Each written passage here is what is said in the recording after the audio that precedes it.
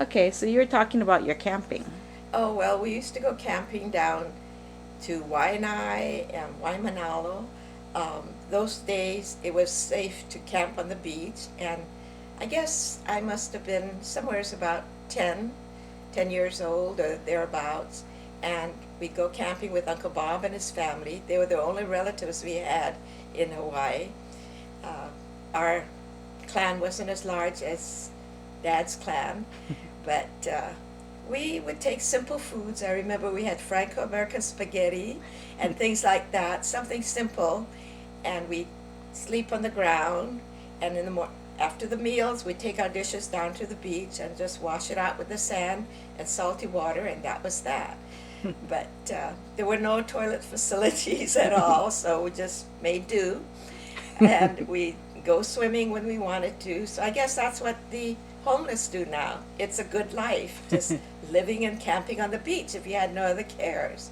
But besides that, we used to go to, didn't have much money, but back then there was a theater called Britannia Theater, where eventually they had, I guess, uh, strip teases and things. But back in that day, they just had movies. Certain nights they'd have Japanese movies or different things, and there were box seats. You bring your own box or your own seat because there was seating wasn't much, but there was bread night, and on those nights my dad would take us, and you could win a loaf of bread, and that was a big deal back then. And I suppose bread was about 10 cents a loaf back then, but that was just something different to do.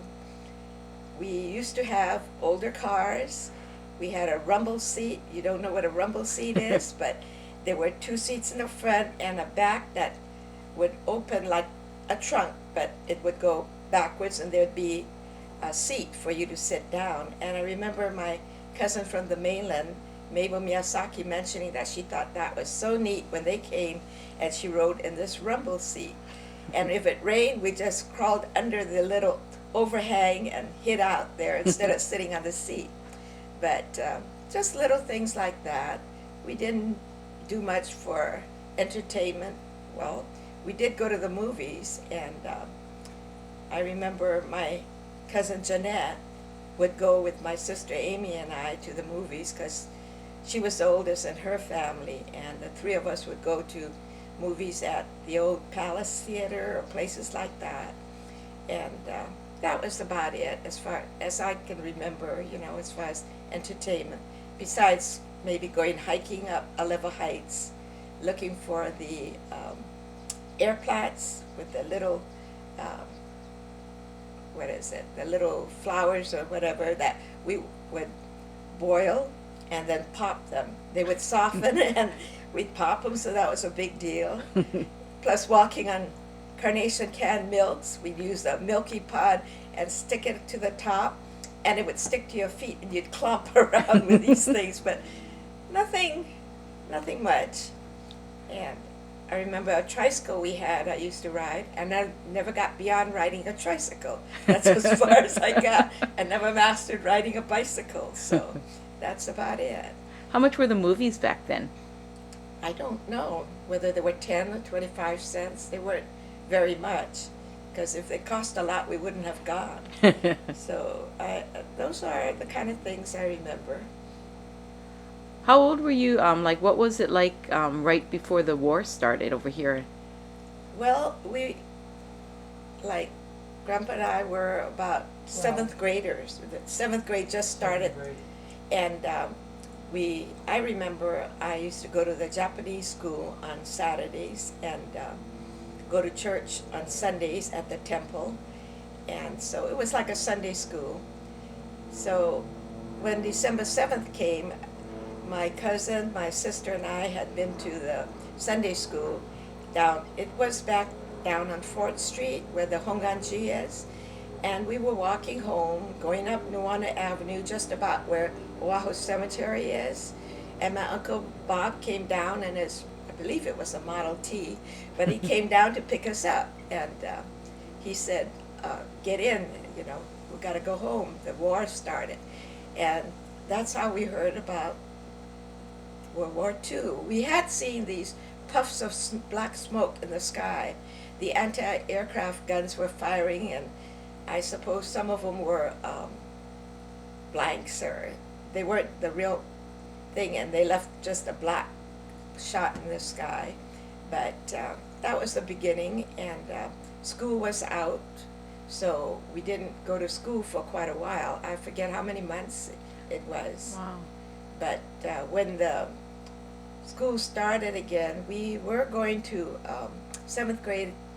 Well, seventh grade, I was at Stevenson High School, intermediate, and it was in what area is that? Near, oh, I don't know what area you call that now, but it was Yeah. behind Fort Street, that area. Um, I wonder what, it's not where the new Stevenson School is. Oh, down. But So it's more downtown. it was more towards town, but we used to go to school there. And during the war years, we would work in the pineapple fields on Saturdays because they needed workers.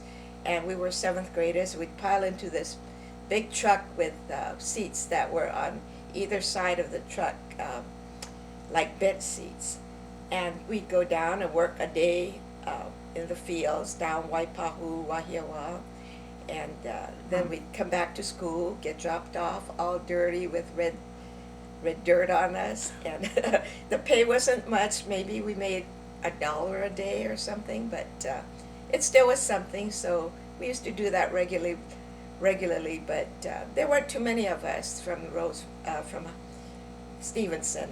We had maybe one truck with maybe 25, 30 students. But the same ones would go. We just like to go and earn a little bit of money. And I always look forward to the lunch my mom made. They'd be brownies and I think musubi.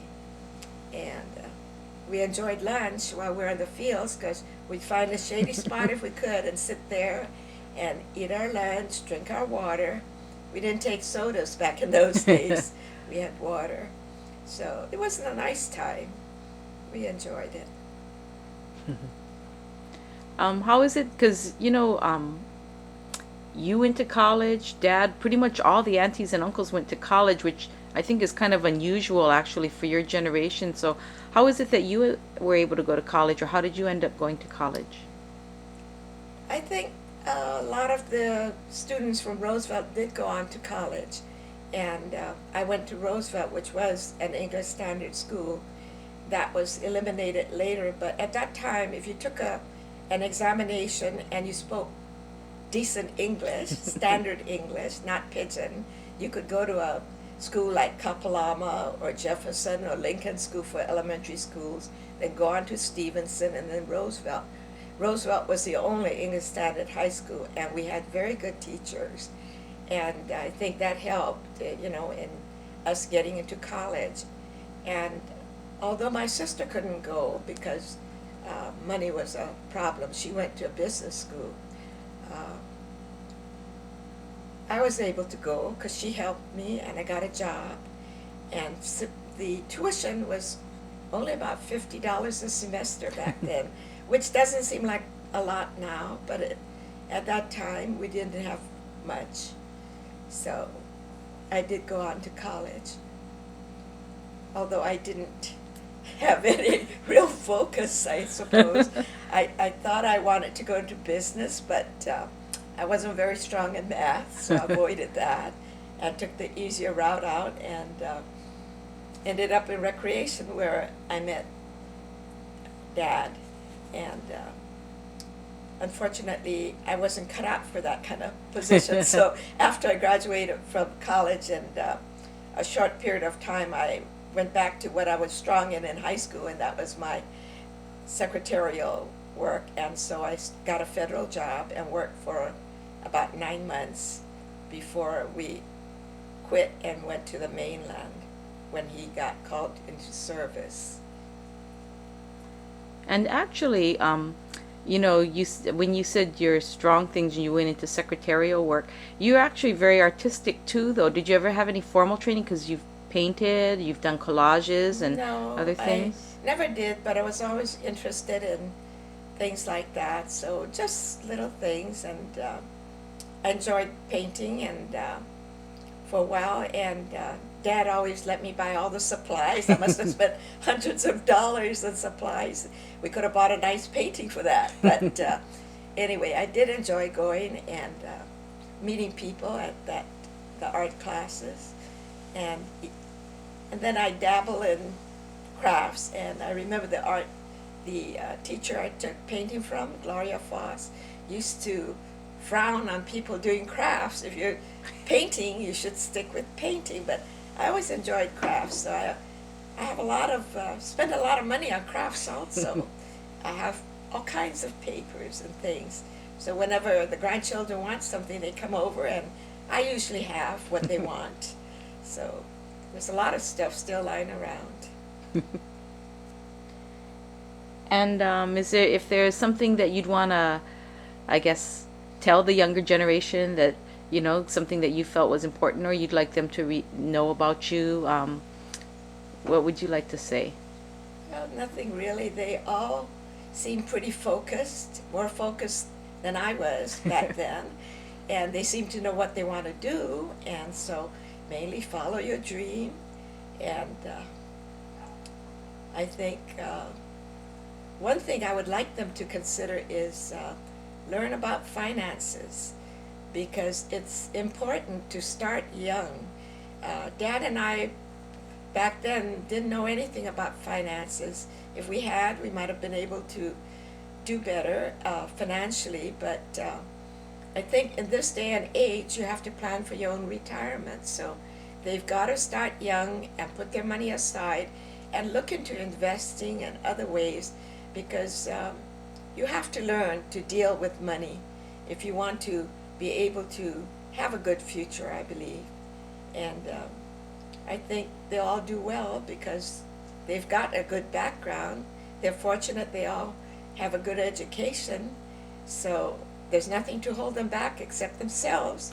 So I hope they'll focus and be successful. Okay. Anything else you want to share? Not really. I think that's it. Okay, well, thank you very much. Oops.